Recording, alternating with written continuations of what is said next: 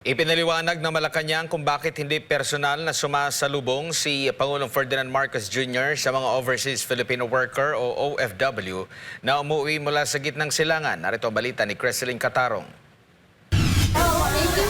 Ligtas na nakauwi sa Pilipinas ang mahigit 300 overseas Filipino workers mula Riyadh, Saudi Arabia. Ang mga ito ay itinuturing na distressed dahil sa tindi ng gulo ngayon sa Middle East dulot ng Iran-Israel-US war.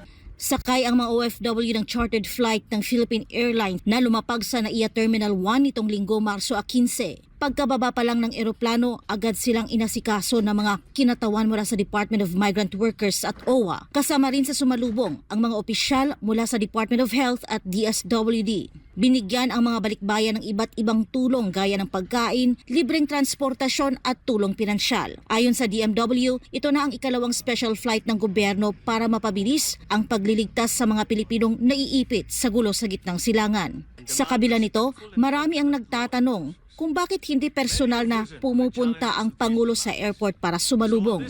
Ipinaliwanag ni Presidential Communications Office Undersecretary Claire Castro na may maayos ng sistema ang gobyerno para rito. Anya, ang DMW at OWA ang inatasan ng Pangulo na maging frontliners sa pagtanggap sa mga OFW. Dagdag pa ni Castro, abala ang Pangulo sa paggawa ng mga programa na magbibigay ng pangmatagalang solusyon at tulong para sa mga manggagawang naapektuhan ng krisis. Tiniyak ng gobyerno na hindi rito nagtatapos ang tulong. Mayroon ding inihandang reintegration programs para matulungan ang mga OFW na makahanap ng bagong trabaho o pagkakakitaan dito sa Pilipinas. Para sa Diyos at sa Pilipinas kong mahal.